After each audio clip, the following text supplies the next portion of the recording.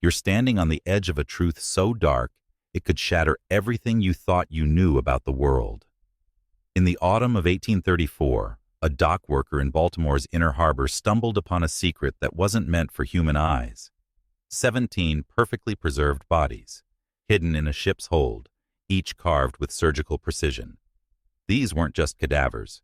They were young men, their lives stolen in a conspiracy so vile it defies comprehension. This is the story of the Walsh Dynasty, a family of physicians who turned a sacred Catholic medical school into a slaughterhouse for profit. For 36 years, they orchestrated a web of murder, greed, and betrayal, amassing a fortune equivalent to $25 million today by selling their victims to Europe's elite universities. You're about to descend into a forbidden history, one that exposes the depths of human corruption and the lies woven into the foundations of power. The Walsh family didn't just kill, they manipulated minds, controlled institutions, and twisted faith itself to mask their horrors.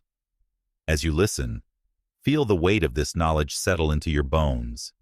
It's not just a story, it's a warning. The world you trust is built on secrets like these, and once you see them, there's no going back. Are you ready to face what they hid? This isn't history you were taught in school, this is the truth they buried. St. Thomas Medical University, founded in 1798 by Dr. Michael Walsh, stood as a beacon of Catholic virtue in Maryland's rolling hills. To the world, it was a place of healing, training devout physicians for America's growing immigrant communities. But beneath its pious facade, a machine of death was grinding. Michael, his wife Margaret, and brother James weren't just educators. They were predators, selecting their prey from the vulnerable, poor Irish and German students dreaming of a better life. Their work-study program, sold as "You're in too deep now to turn back." The Walsh Dynasty's shadow stretches far beyond a single dock worker's discovery. It's a machine of calculated evil, built on the bones of the forgotten. Imagine a young man, barely 19, stepping into St. Thomas Medical University with dreams of becoming a doctor, his family's hopes pinned on him. He's poor, Irish, or German, scraping by on faith and grit. The Walshes saw him not as a student, but as prey. Dr. Michael Walsh, with his towering frame and silver hair, preached healing while plotting murder. His wife, Margaret, cold as a scalpel, used her brilliance to profile victims, students too isolated, too broke, too far from home to be missed. And James, the methodical brother, turned their bodies into art, preserving them with techniques so advanced they baffled Europe's finest minds. This wasn't random. It was a system.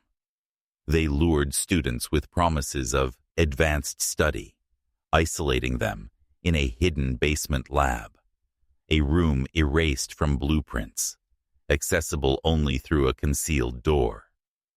There, chloroform wasn't just an anesthetic. It was a death sentence, administered with surgical precision to mimic natural causes.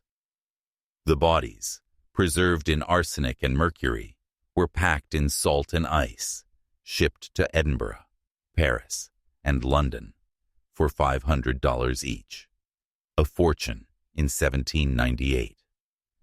The Walshes didn't just kill, they commodified trust, turning ambition into a currency of blood.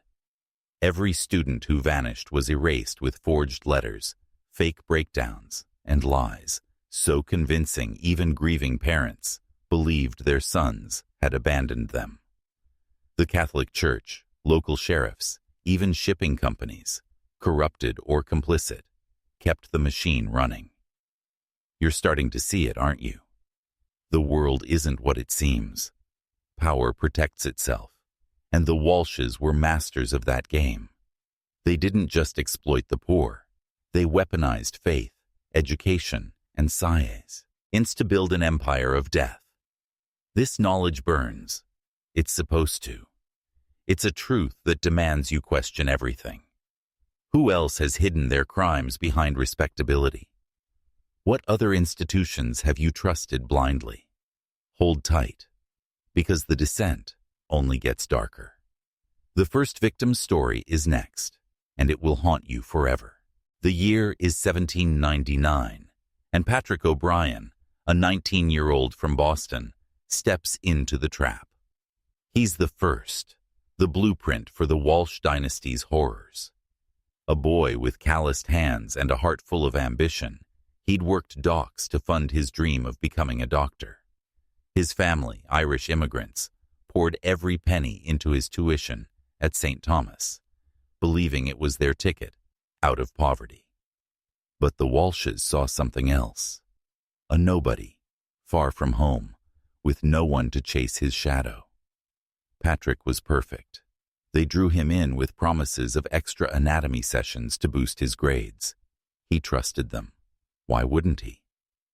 Dr. James Walsh, with his calm voice and meticulous hands, led him to the hidden basement lab. Patrick thought he was there to learn. Instead, he was given chloroform, sold as part of a cutting-edge procedure.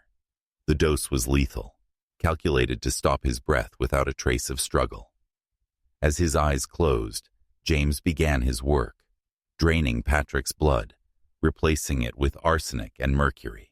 Within days, his body, preserved like a macabre masterpiece, was packed in salt and ice, shipped to Edinburgh for $500.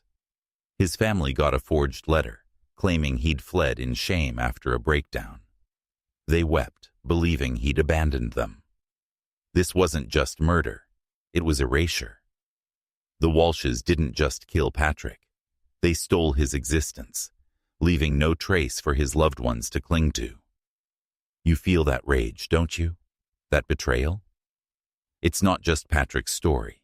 It's a glimpse into how power preys on the vulnerable. The Walshes turned trust into a weapon, faith into a cage. They knew no one would look for a poor Irish boy in a world that didn't care. This is the truth they don't want you to know. The systems you rely on can be twisted to devour you. Patrick's death was the spark that lit their 36-year reign of terror, claiming 156 lives. Each one was a young man like Yo, full of dreams, snuffed out for profit. You're not just hearing this, you're carrying it now. This knowledge is a blade. Wield it. Ask yourself, what else are they hiding? The next piece of this nightmare waits. You're holding a truth that cuts deeper than any blade. Patrickobrien's murder wasn't a one-off. It was the foundation of a machine that fed on ambition and spit out corpses. The Walsh Dynasty didn't just kill. They perfected a system to erase lives while the world applauded their genius. By 1810, they'd murdered 43 young men, each one chosen with chilling precision. Poor, isolated, far from home. Dr. Margaret Walsh, with her cold eyes and sharper mind, kept dossiers on every student, tracking their weaknesses, their family's means, their lack of connections. She was the architect of their doom, deciding who would vanish into the basement lab. There, James Walsh, the artist of death, turned bodies into profit. His preservation techniques so flawless, they fetched $500 apiece from Europe's medical elite. The money, over $200,000 by then, millions today, flowed through properties, shipping companies, and secret European accounts. They didn't just exploit the poor. They weaponized the Catholic Church's trust, using their piety as a mask. Local sheriffs like William Hawkins took bribes to look away, while priests preached the Walsh's virtues. Students who heard strange noises at night, screams perhaps from the hidden lab, were too scared to speak. The Walshes built a fortress of fear, where questioning meant disappearing. You feel that chill, don't you? The realization that power can hide such evil behind respectability. This wasn't just about money. It was about control, over lives, over truth, over faith itself. They turned St. Thomas into a slaughterhouse, while the world called it a sanctuary. Every forged letter, every fake breakdown, was a psychological chain, binding families to grief and doubt. You're seeing the blueprint of manipulation now, how elites twist systems to bury their crimes. This knowledge is heavy. It's meant to be. It's a fire in your chest, urging you to question every institution you've trusted. Who else has used faith or education to hide horrors? What other truths have been shipped away in salt and ice? The Walsh machine grew bolder, but cracks were forming. A priest named fatheromali was about to step into their web, and his investigation would shake their empire. Keep going. The truth is worth the descent. You're sinking deeper into the abyss, where the Walsh Dynasty's secrets fester like a wound. Father O'Malley's brush with their empire showed how close the truth came to breaking free. But the Walshes were masters of control. By 1815, their machine had evolved, spreading its tendrils beyond Europe to South America and the Caribbean, where medical schools paid premium prices for their flawless cadavers. They didn't just sell bodies, they sold trust, wrapping their horrors in the sanctity of science and faith. Dr. Michael Walsh, with his sermons and silver hair, convinced the world St. Thomas was a beacon of progress. Meanwhile, Margaret's dossiers grew thicker, profiling students like livestock, and James perfected his killing chamber, a hidden lab where chloroform and mercury turned dreams into profit. They targeted the forgotten, boys whose families couldn't afford to chase ghosts. Each murder was a ritual, a forged letter, a fake breakdown, a body shipped in salt and ice. The Walshes didn't just kill. They erased identities, leaving parents to mourn sons who never really left. You feel that weight, don't you? The betrayal of trust, the theft of hope. This is what power does when it's unchecked. It devours the weak and calls it progress. The Walshes' wealth swelled, invested in land, ships, and secret accounts, while their reputation grew untouchable. Sheriff Hawkins, bought and paid for, ignored the whispers. The Catholic Church, dazzled by their piety, looked away. But their success bred arrogance. By 1820, their cadavers were so perfect, too perfect, they drew eyes. Dr. Heinrich Zimmerman, a German anatomist, arrived in Baltimore, obsessed with their preservation techniques. He'd dissected their specimens at Heidelberg, marveling at their pristine condition, but something was off. No signs of disease, no decay, just young, healthy men, dead from inexplicable respiratory failure. Zimmerman's curiosity was a spark in the dark, a threat the Walshes couldn't ignore. You're starting to see it, aren't you? How truth can be smothered, but never fully extinguished. The Walshes thought they were invincible, but Zimmerman was no O'Malley. He wasn't just asking questions, he was hunting answers. This knowledge is a fire in your veins. Hold it tight. The next step down reveals how far they'd go to protect their empire. You're wading through the darkness now, where the Walsh Dynasty's empire of blood casts a shadow that chills the soul. Dr. Heinrich Zimmerman's arrival in 1820 was a blade hovering over their empire. A German anatomist, he wasn't just curious. He was relentless, driven by the impossible perfection of St. Thomas's cadavers. Their bodies, young and unmarred, showed no signs of natural death, only a strange chemical silence in their lungs. Zimmerman demanded to see the preservation process, believing it held secrets that could revolutionize medicine. The Walshes, cornered, couldn't let him glimpse their truth, a hidden lab where students were slaughtered for profit. Dr. James Walsh staged a deception, showing Zimmerman a sterile lab with a legally sourced cadaver. spinning lies about Maryland's climate and hospital connections. But Zimmerman's trained eye saw through it. The techniques didn't match the flawless specimens he'd dissected in Heidelberg. He pressed harder, digging into shipping records that revealed St. Thomas had sent over 200 bodies to Europe, far too many for a small school. The numbers screamed murder. You feel that pulse of dread, don't you? The moment when truth gets too close and power lashes out. The Walshes couldn't risk exposure. They invited Zimmerman to a private demonstration in their basement killing chamber. On October 15, 1820, he walked into their trap expecting answers. Instead, they gave him chloroform, a slow, silent death, just like the 156 students before him. His body, preserved with James's macabre artistry, was shipped to Edinburgh, dissected by students who praised its perfection, unaware they were cutting into a murdered colleague. The irony is sickening, isn't it? A man seeking truth became their prize specimen. This wasn't just murder. It was a declaration of invincibility. The Walshes believed they could kill anyone, even a seated physician, and bury the evidence in their web of lies. Forged documents claimed Zimmerman left for a family emergency. Witnesses, paid or coerced, swore they saw him at the harbor.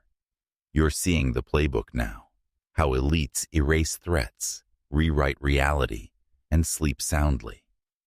This knowledge is a weight, a call to question every polished facade. The Walsh's arrogance was peaking, but a ghost from their past was stirring. The next revelation will burn even brighter. You're neck deep in the Walsh Dynasty's darkness now, where every step reveals how far power will go to protect itself. Killing Dr. Zimmerman wasn't just a cover-up. It was a flex, a chilling proof the Walshes believed they were untouchable. By 1820, their empire was a well-oiled machine, turning young men into $500 specimens for Europe's medical elite. They'd murdered 156 students, each death a calculated act of erasure, their bodies shipped in salt and ice, their families fed lies about shame and failure. The Walshes didn't just profit, they thrived on control, twisting faith, education, and science into tools of domination. Dr. Michael Walsh's sermons filled pews, while Margaret's dossiers marked the next to die.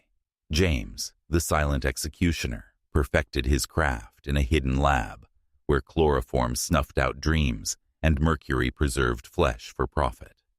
Their wealth, nearing $400,000, millions today, bought silence from sheriffs, shippers, and even the Catholic Church. But Zimmerman's murder raised the stakes.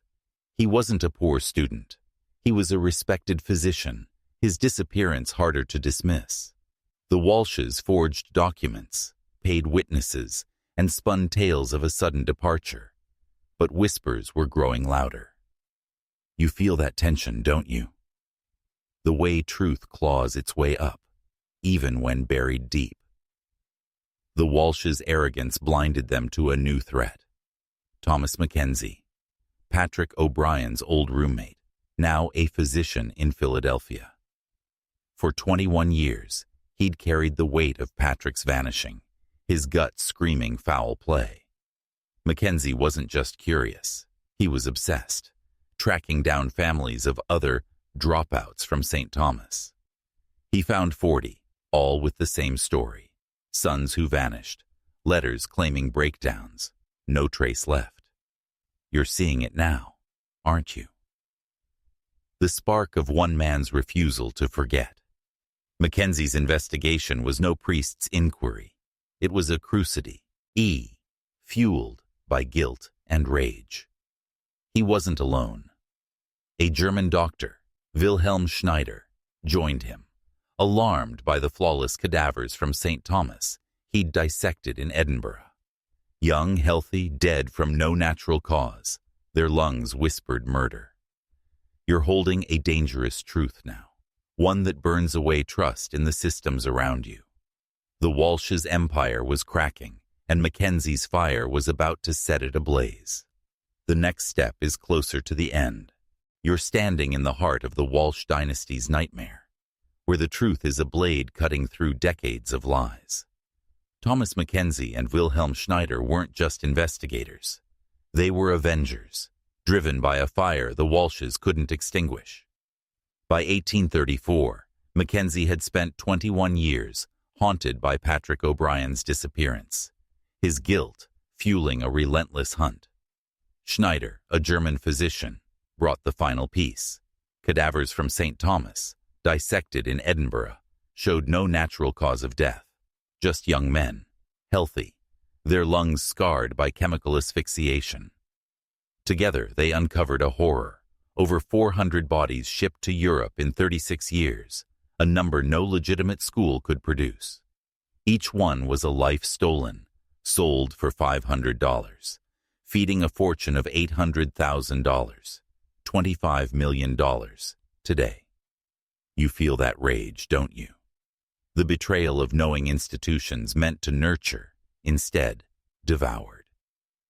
The Walshes had turned St. Thomas into a factory of death, using faith and science as a mask. Their machine was meticulous.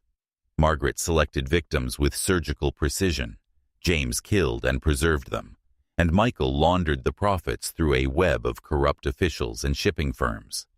But McKenzie and Schneider were closing in. They found shipping records in Baltimore, a paper trail of bodies sent to schools that never ordered them. The evidence screamed murder, but the Walshes were ready. They invited the duo to a demonstration in the hidden lab, planning to make them the next victims. You sense the danger, don't you? The moment when truth becomes a death sentence. McKenzie and Schneider weren't naive. They'd hidden their findings with trusted allies in Philadelphia and Baltimore, ensuring the truth would survive them. They walked into St. Thomas armed, not with just weapons, but with a resolve that could shatter empires. The Walshes thought they could silence them, as they had Zimmerman. But this time, the hunters were prepared. You're carrying this truth now, a weight that burns away blind trust. Every institution, every authority hides shadows, some as dark as this. The confrontation is coming, and it will tear the Walsh dynasty apart. You're not just watching history, you're awakening to a world where power lies, and only the relentless find the truth. Hold fast. The clash is next. You're at the breaking point now, where the Walsh dynasty's empire of blood faces its reckoning. On July 23, 1834, Thomas McKenzie and Wilhelm Schneider stepped into St. Thomas's hidden basement lab, knowing they might not walk out. The air was thick with the stench of chemicals and death.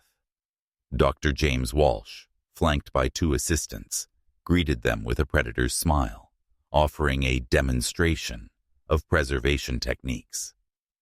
But the room told a different story. Dissection tables stained with blood, shelves lined with arsenic and mercury, and records of 156 murdered students stacked like trophies. This was no lab. It was a slaughterhouse. You feel that chill, don't you? The moment when truth collides with evil. James moved to administer chloroform, the same silent killer that claimed Patrickobrien and countless others. But McKenzie and Schneider were ready. Armed with pistols and a fire born of years of grief, they fought back. The struggle was chaos. Tables overturned, glass shattered, and a gunshot that ended James Walsh's life echoed through the university. Students and faculty rushed to the scene, their screams mingling with the horror of what they found, a chamber of death, its walls hiding decades of murder. You're seeing it now, aren't you? How one moment of courage can rip through a fortress of lies. McKenzie and Schneider, bloodied but alive, stood over the evidence that would bury the Walshes. The records detailed every victim, every sale to Europe's medical schools, every dollar of their 800,000 fortune, 25 million today. The truth was out, and it burned like wildfire. You're not just hearing this. You're carrying a spark that can ignite change. The Walshes thought they controlled everything: faith, science, even death itself. But they underestimated the power of men who refused to forget. This knowledge is a weapon, urging you to question every institution, every saintly face. Who else hides horrors behind a mask of virtue? The fallout is coming, and it will shake the world. Right now, I need you to do something. In the comments, type "break the silence" twice. It's not just a phrase, it's a vow to see through the lies, to become a seeker of truth. Do it now. The descent continues, and the end is near. The gunshot that killed James Walsh shattered more than his body. It tore open the Walsh Dynasty's empire of lies, exposing a horror that would haunt the world. You're standing in the aftermath now, where the truth spills like blood from a wound. July 23, 1834, marked the end of 36 years of murder, as students and faculty stumbled into the hidden lab, their eyes burning with the sight of dissection tables, blood-stained tools, and records detailing 156 stolen lives. Each page was a confession, names, dates, and payments from Europe's medical schools, a ledger of death that turned ambition into $800,000, 25 million today. You feel that weight, don't you? The sickening realization that trust can be a trap. The Walshes had built a fortress of faith and science, but McKenzie and Schneider's courage cracked it wide open. Dr. Michael and Margaret Walsh were arrested, their pious masks ripped away. The evidence was undeniable. They'd targeted the vulnerable, poor, isolated students, luring them with promises of extra study, only to deliver them to chloroform and James's scalpel. The bodies, preserved with unholy precision, were sold to Edinburgh, Paris, and London, fueling medical advancements with blood money. You're seeing the cost of unchecked power now, aren't you? How it twists sacred institutions into slaughterhouses. The Catholic Church, local sheriffs, even shipping companies, complicit or corrupted, had let this machine run for decades. The truth wasn't just about murder. It was about a system that let the powerful prey on the weak. You're carrying this knowledge now, a fire that demands you question every authority. What other horrors hide behind respectability? The trial that followed would be a spectacle, drawing eyes from across America and Europe. It wasn't just the Walshes on trial. It was the idea that faith and education could be trusted blindly. You've typed "break the silence" in the comments, haven't you? That's your vow to see through the lies, to demand truth no matter the cost. This story isn't just history, it's a call to awaken. The courtroom is waiting, and the world is watching. Step closer. The next revelation will show how deep the corruption ran, and how the powerful cling to their thrones, even when exposed. You're in the courtroom now, where the Walsh Dynasty's sins are laid bare, and the air is heavy with the weight of betrayed trust. The trial of Dr. Michael and Margaret Walsh in late 1834 was a spectacle that gripped America and Europe, a public execution of their facade. Crowds gathered, hungry for justice, as prosecutors unveiled a mountain of evidence. James Walsh's meticulous records, listing 156 murdered students, their names, and the European schools that bought their bodies for $800,000, $25 million today. Every page was a scream from the grave, detailing how the Walshes turned St. Thomas into a death factory. You feel that fury, don't you? The betrayal of knowing these healers preyed on the dreams of the poor. Michael, with his silver hair and preacher's voice, sat stone-faced, while Margaret, unyielding, defended their crimes as a twisted service to science. She claimed their victims achieved immortality through dissection, saving lives by advancing medicine. The audacity burns, doesn't it? They didn't just kill. They justified it, cloaking murder in noble lies. Prosecutors shredded their defense, exposing how they targeted isolated students, using psychological profiles to pick those least likely to be missed. Forged letters, fake breakdowns, and bribed officials kept the machine humming for 36 years. You're seeing the blueprint of corruption now, how power manipulates truth, buys silence, and twists morality to justify horror. The Catholic Church, once their shield, recoiled as evidence showed their complicity. Sheriff Hawkins, who dined at their table, admitted to taking bribes to ignore disappearances. Shipping companies, profiting from blood-soaked cargo, faced scrutiny. This wasn't just a trial. It was a reckoning for a system that let the powerful prey unchecked. You're carrying this truth now, a fire that demands you question every institution. What? The other crimes hide behind piety or progress. The world watched as the Walshes' empire crumbled, but their defiance showed how deeply power clings to its lies.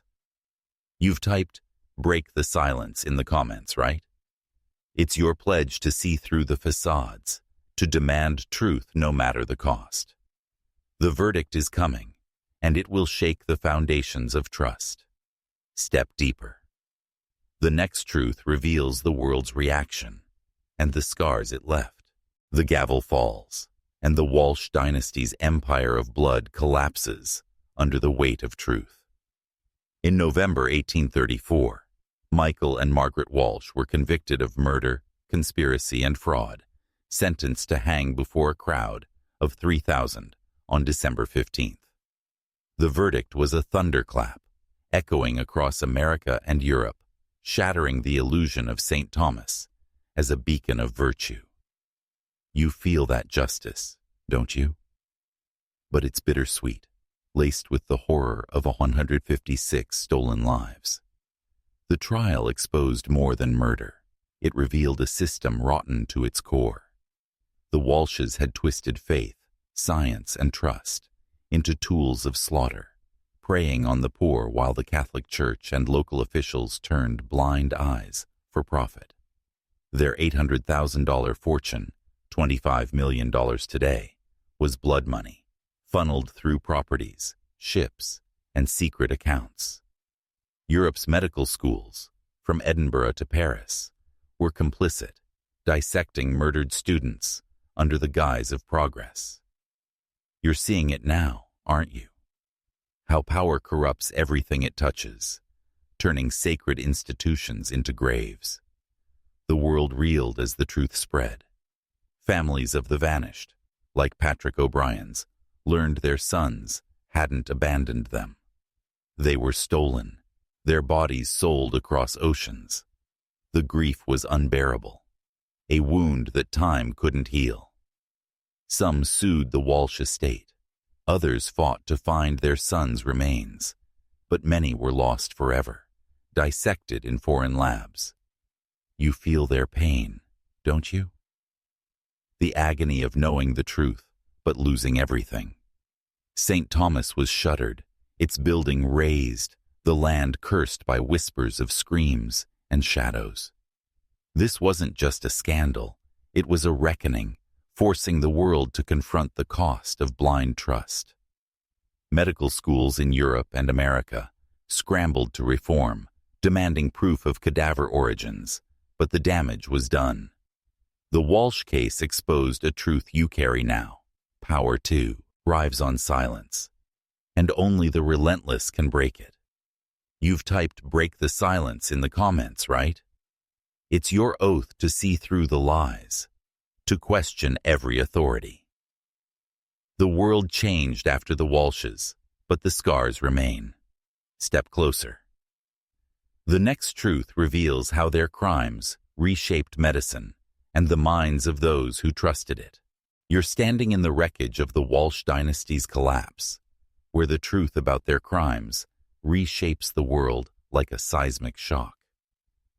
The execution of Michael and Margaret Walsh in December 1834 wasn't just the end of their reign. It was a mirror held up to society, exposing how deeply power can corrupt. Their 36-year spree, murdering 156 students for $800,000, $25 million today, revealed a chilling truth. Institutions meant to protect can become predators. Medical schools across Europe and America, from Edinburgh to Philadelphia, were forced to confront their complicity. They'd dissected murdered bodies, praising their quality, blind to the blood on their hands. You feel that betrayal, don't you? The sting of realizing progress can be built on graves. The Walsh case sparked a revolution in medical ethics. Schools implemented strict rules, demanding documented sources for cadavers, banning the blind trust that let the Walshes thrive. But the damage lingered. Physicians who'd trained on those bodies, some now leading surgeons, faced a haunting question. Was their skill forged in murder? Many quit, unable to bear the weight. You're seeing it now, aren't you? How a single lie can taint an entire system. How trust can be weaponized. The Catholic Church, once a pillar of St. Thomas's prestige, scrambled to distance itself, implementing oversight to prevent such horrors. But the scars ran deep. Families of the 156 victims, like patrickobrien's, were left with fragments, grief, rage, and no bodies to bury. The land where St. Thomas stood was razed, but locals whispered of ghostly cries, as if the dead demanded to be heard. This truth is a blade in your hand, cutting through the illusions of authority. The Walshes didn't just kill. They exposed how power manipulates, how it buys silence, how it twists faith and science into chains. You're carrying this knowledge now, a fire that burns away naivety. What other institutions hide their crimes behind respectability? Who else profits from the vulnerable? You've pledged, break the silence, in the comments, sealing your vow to question everything. The next step reveals the psychological toll, not just on the victims' families, but on a society forced to rethink trust itself. Step deeper. The truth is heavy, but it's yours to wield. You're holding a truth that cuts through the soul, standing in the shadow of the Walsh Dynasty's collapse, where the psychological scars of their crimes ripple outwards, poisoning trust itself. The execution of Michael and Margaret Walsh in 1834 didn't just end their reign. It shattered the illusions of a society that believed in the sanctity of institutions. Families of the 156 murdered students, like patrickobrien's, were left with nothing but grief and betrayal. Parents who'd sacrificed everything to send their sons to St. Thomas learned they'd been fed lies, forged letters claiming shame, while their boys were dissected in Europe for profit. You feel their agony, don't you? The hollow pain of knowing your child was stolen, their dreams turned into 800,000, 25 million today, for the Walshes' empire. The psychological toll wasn't just on families. Students who survived St. Thomas carried nightmares, haunted by memories of strange basement noises and the fear of being chosen next. Many quit medicine, unable to trust the profession that betrayed them. You're seeing it now, aren't you? How power's corruption taints everything, turning hope into dread. The Catholic Church, once a bastion of faith, faced a crisis as its complicity in shielding the Walshes came to light. Congregations questioned their leaders, wondering what other horrors hid behind piety. Physicians trained on those bodies, some now prominent surgeons, grappled with guilt, their skills forged in a slaughterhouse. Some fled the field, unable to reconcile their healing vows with the blood on their hands. You're carrying this weight now, a truth that demands you question every authority. The Walshes exposed a system where the powerful prey on the vulnerable, using faith and science as masks. Society itself was shaken. Parents hesitated to send their sons to distant schools, fearing another St. Thomas, the land, where the university stood, now razed, whispered of ghosts, as if the dead demanded justice. This knowledge is a fire, burning away blind trust. What other institutions hide their crimes behind noble facades? Who else profits from silence? Your break the silence vow in the comments is your armor. Wear it proudly. The next step reveals how the Walsh case forced a reckoning in medical science and the dark legacy it left behind.